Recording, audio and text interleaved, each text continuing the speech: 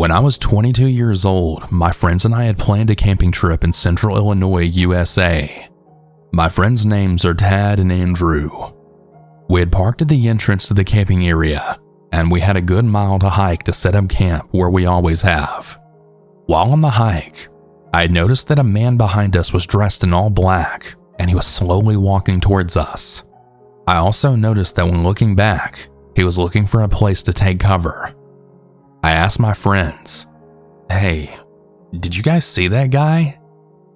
"Yeah, I noticed him a while ago, but I didn't want to alarm you guys," Tad said. So I looked back once again, and I then see the man heading back down towards the parking area. I thought to myself, okay, everything's good. When we made it to our camping site, we set up our tents and set up rocks for a campfire so that we could roast hot dogs. We set up our folding chairs and grabbed a cold one. Now, while the sun's going down, we then hear a blood-curdling scream in the distance. We all jumped to our feet in the direction the scream came from. Andrew then said, "Dude, should we go investigate that?" I told the guys to grab some flashlights, and if someone's hurt, we wouldn't be able to forgive ourselves for not trying to help. As we're hiking down a hill away from the camp, we noticed a flashing light like an emergency beacon. You know, sometimes is a feature on newer LED flashlights. I then told the guys, "Alright, let's go that way, and let's go see what's causing it." As we got closer to the flashlight, we heard yet another disturbing scream. This time, however, it was coming from the direction of our camp. Now keep in mind, when we came to the area, there were no other vehicles aside from ours. Of course, that doesn't mean someone didn't come there after we got in there though. And it's not uncommon for the homeless and party animals to go to this area. So after hearing the scream coming from the direction of our camp, we all then very quickly turned our flashlights in that direction, and we had then seen something dart across the woods. In a frantic voice, Tad then said, "Dude, what the hell was that?" I then turned my flashlight back towards the flashing beacon light to notice that it was no longer flashing. So I told my friends it was now time to get the hell out of here. We ran back to camp while gathering up all our gear, when we then heard an extremely scary laugh. We all then agreed to get what we could and just head back to the car. We did just that, and on our way back down, we had ran into the same man from the trail from earlier. He asked us if everything was okay, and how he also heard screaming in the woods. We just ignored him and continued on. I honestly don't have proof, but if I had to guess, I would say that the man in black was the one behind the screams and laughs. It could have been him, or maybe it was his friends. For all I know, it could have been a damn cult trying to scare us out of the woods. So whoever did it, mission accomplished. I tried doing some research for anything strange or sketchy going on in that area, because those screams still haunt me to this day, but I never found any other info. I can only hope that those screams weren't coming from someone actually in need of help. So this happened when I lived in Las Vegas. I was about 11 to 12 years old around 2005 to 2006. You'll need a little bit of background before I tell you what actually happened. At this time, my parents were really into drugs, meth to be specific. They would have a few different people staying with us that were homeless. Now on to what happened. I was getting out of the shower, and I noticed a random backpack hanging up in the bathroom. At the time, I didn't think too much about it. After I got dressed, I went to hang the towel next to the backpack, and that's when I noticed a strange small red light. Me being young, I didn't know what to do, so I went and showed my mom. She looked inside of it, and she then found a small video camera. My mom, not wanting my dad to do anything that would land him in jail, she told one of her friends to confront the guy. My mom and dad had went to a casino to gamble, and I'd went to a friend's house while their friend was getting the guy out of the apartment. Well, a little while later, I realized I forgot something, and I went to go get it. When I got inside, the friend had the creep cornered in the shower. After everything that happened, we then realized that he had drilled a hole in the wall that went through, as well as a shelf thing that my mom had hanging in the bathroom. and the guy was using a camera to spy on us while in the bathroom. Thankfully, my parents have been sober for about 14 years now, and we live in Maine. I have a couple of other creepy stories that happened to me as well, but they aren't very long. I'll have to send those another time. But yeah, that's my strange story. I still can't believe that we had someone that lived with us that was like that. It's disgusting.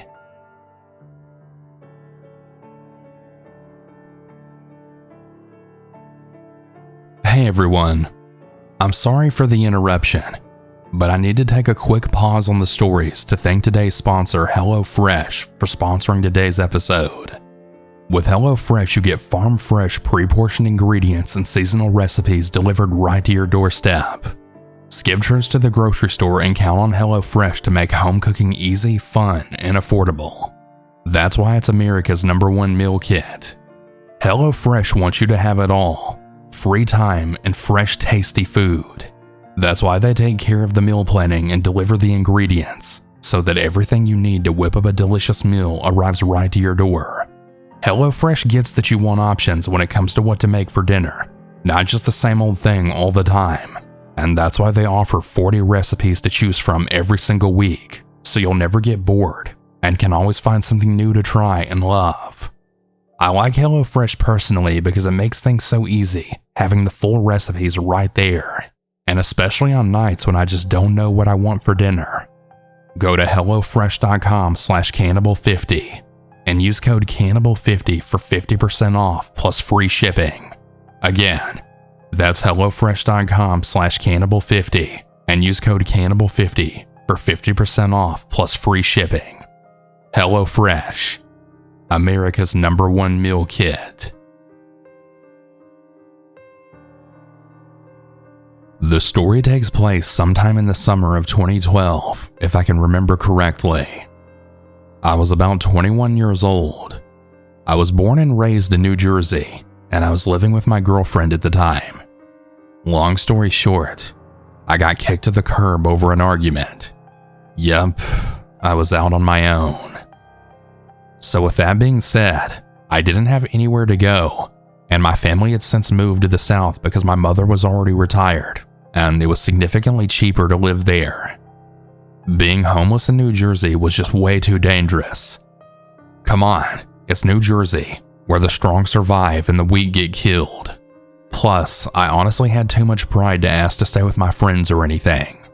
So with that being said, I had a few $100s to my name, and I guess with poor judgment and a panic, I decided to get on a train into Manhattan with a little bit of stuff I had in my backpack, as well as some food, a few articles of clothing, soap, razors, deodorant, and stuff to keep clean, as well as my phone charger. While I was there, I decided it would be perfect to go to Bangor, Maine, since it was considerably cheap to take the bus there from. I took the trip, and it was actually quite amazing, and I really appreciated it, as the bus was kind of empty. There were a few passengers, but most were in the front, but there was also a girl around my age in the very back. We exchanged smiles, and we looked at one another. I remember that I had chosen to sit close to her because I figured we would get along and kill time, considering that the trip was long and it was only the two of us back there. We did end up getting along, but she was getting off on another stop that was in another country to live with her family, and I needed to be in the city to try and find some kind of work since I was going to be homeless there getting on my feet. The plan was to either stay or save up enough money to move back into New Jersey, depending on how well it all worked out. The girl had told me the rent rates out there, and it was considerably cheaper than in New Jersey, so it was a plus.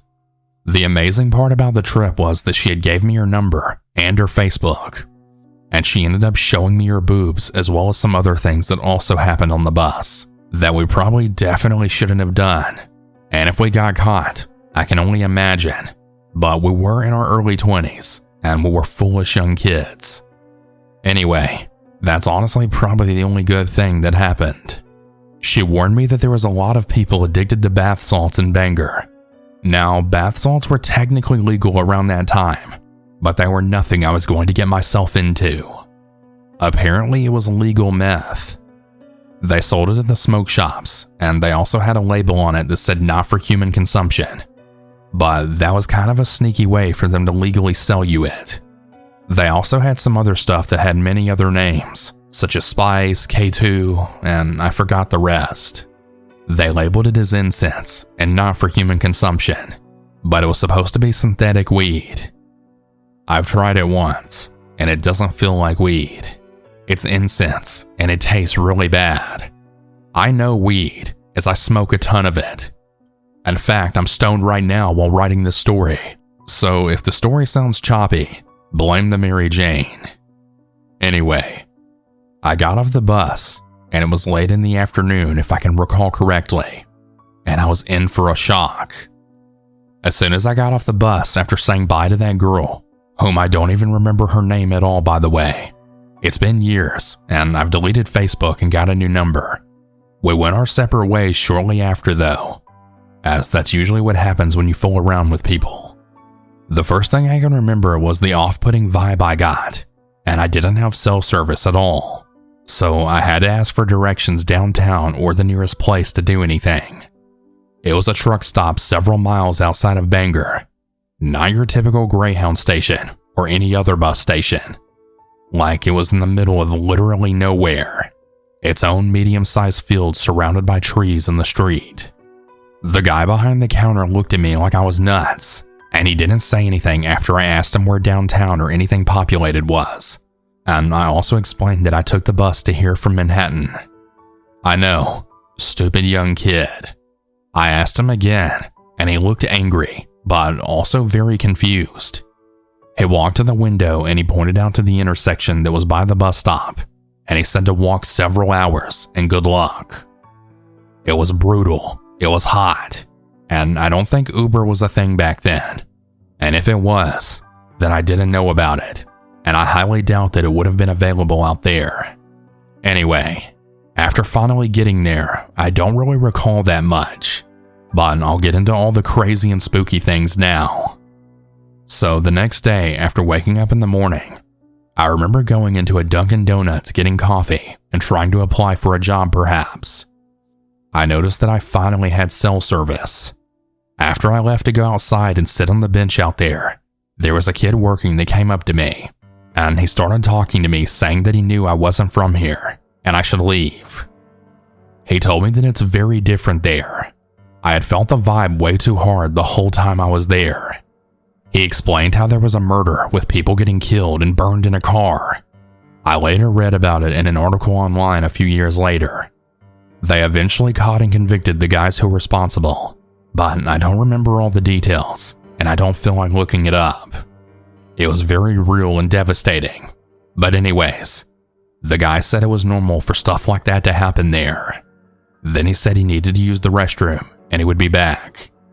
The guy came back in less than a minute with a completely different demeanor. He was jittery, and he was acting a bit strange, asking for my number. I thought to myself, okay, a new buddy. Why not? No harm, right? Well, as it turns out, he was just trying to scam me because he was addicted to bath salts and he needed a fix. So I blocked him.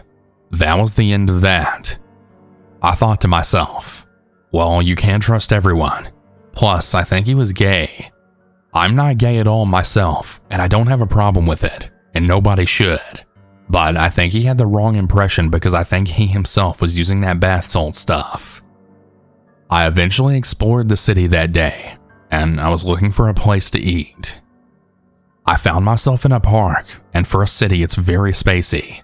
Everything business-wise is very spread out. Lots of open fields and woods. You basically need a car to live there.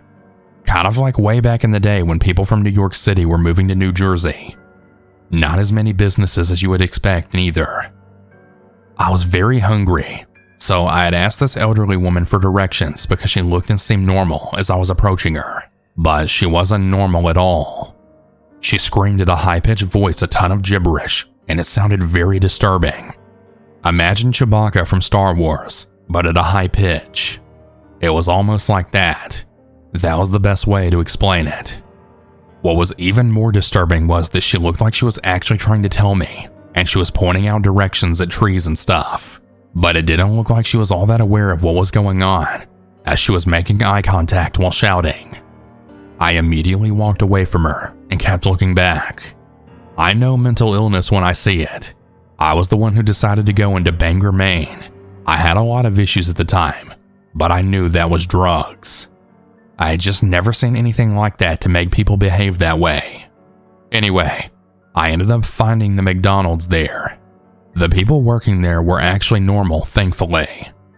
So after that, I then went to the laundromat to clean my clothes. I had met a guy there who claimed to be from South Central. He was a nerdy looking fellow, but I could tell he was being truthful. Anyway, I chatted it up with him for a bit. He spoke about what he went through growing up and why he chose to move out to Maine. We had some major similarities. Jersey sucks, and so does LA. I've been there and many other places after this trip, and I also have other stories of shit places that I'll be sharing soon. He told me to be careful because there's a lot of armed robberies in the streets because people are hooked on bath salt. I told him about the lady that I asked directions from, and he said that she was one of the people on the bath salts. He said that's all they do there. They lose all sense of reality and scream and shout gibberish when they use it. Very scary stuff. A few days later, after looking for work and not really finding any while walking around, I then started to believe that this just isn't going to work out. Everything is spread out, and I took a trail in the woods thinking it was a shortcut to a store because I really needed to use the restroom and I didn't have to take a leak. Yeah, I had to perform the other duty. The duty, if you know what I mean. I figured if worse came to worse, I'd unfortunately have no choice but to go in the woods. But while I was deep into the woods on the trail, I saw these two girls right around my age running around, and they were popping out of nowhere while looking at me, while also laughing on the other trails in the woods. I have no idea how they got there. I'd see them in front of me at times, and then they'd disappear as I kept walking. Then I'd see them to the left of me, and so on. It was strange. I eventually ran into this random guy who asked me for a lighter. I gave it to him, and he gave it back after lighting a cigarette. We got to talking, and he told me he sells bath salts in the woods. I was really surprised because who the hell does dope deals in the woods? It's Maine. It's not the good old city streets that I'm used to. We had saw those same girls on the trail near where we're standing and talking, and they had smiled and laughed at us, then kept walking. I asked him if he knew them, and he then said, "Oh yeah, those are just girls that go around looking to suck dick for dope." Which may have been true, but they never came up to me, and it didn't seem that way. I probably would have gotten myself into that nonsense if that was the case. There was something off about them, and my dumb self decided to go look for these damn girls because I was stupid. I ended up not even seeing them again, but what did happen was that I couldn't hold it anymore, and I went and handled my business where I figured no one could see me. I didn't have anything to wipe with afterwards, so I grabbed a leaf. At least I'm keeping it real about everything. That's who I am. I'm honestly too real for most people. Anyways, I got onto the woods, and I'd made it to a Long John Silver's, I think. I think it was also a half Taco Bell as well. Anyways, I got some food there and called it a night. The next day was the worst. Well, when I went into the bathroom in the woods the night before and wiped myself with a leaf, it wasn't just any leaf. It was poison oak. Oh yeah. Can you imagine the hell? Yeah, I know that's probably funny to most, but no! It felt like there was a fire in my pants and an uncontrollable itch in a place that you cannot scratch at all, especially in public. It was a nightmare. It was all down my legs and my buttocks and genitalia. I dealt with it all day until the end of the night where I just couldn't take it anymore. I tried using lotion, and it didn't really help as much as I wished. I wussied out, and I called up my lady that kicked me out, begging her to take me back after explaining all the hell that I went through. She agreed, and she even told me she missed me. The whole 9 yards. That woman truly has an amazing heart. She was a nurse in training, and she had the right stuff to treat me. She even paid for my ticket back, but the story didn't end there, of course. Because I had to make my way back to that bus station the following night. The buses only left at night. I remember not wanting to go through that creepy empty road in the dark. Now, I've been down all kinds of roads that people might think are creepy, but something about that road specifically gave me the chills. I ended up stealing a shopping cart from either a CVS or a Walgreens. One of those smaller ones that has a basket on top and one on the bottom. I threw my backpack in it, and I then rode it like you see kids running out of the store to be goofy since they're full of energy.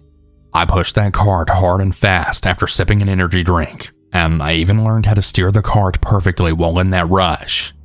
All you have to do is lightly tap the bottom of the wheels on the back with your foot, and it actually works if you do it safely and correctly. I could have sworn that I heard creepy whistling sounds coming from the woods from something following me. It was a long faded tone. It was spooky, but nothing happened. I must have been too fast, because I got to the stop early enough to actually sneak in the shower since I stunk. I was stranded in Maine for a few days, maybe 5, and not showering, just taking sink baths. Yeah, I know, nasty. I probably should have went to the gym or YMCA, but I was way too young and dumb to think about it. I also needed the shower since I was itching. Long story short, I eventually made it back home, and while I'm no longer with that lady and haven't been for a decade, she really did help me.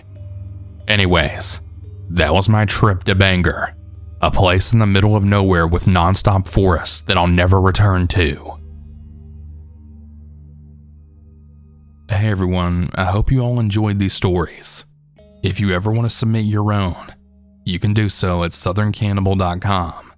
Have a good night everyone, and remember to always stay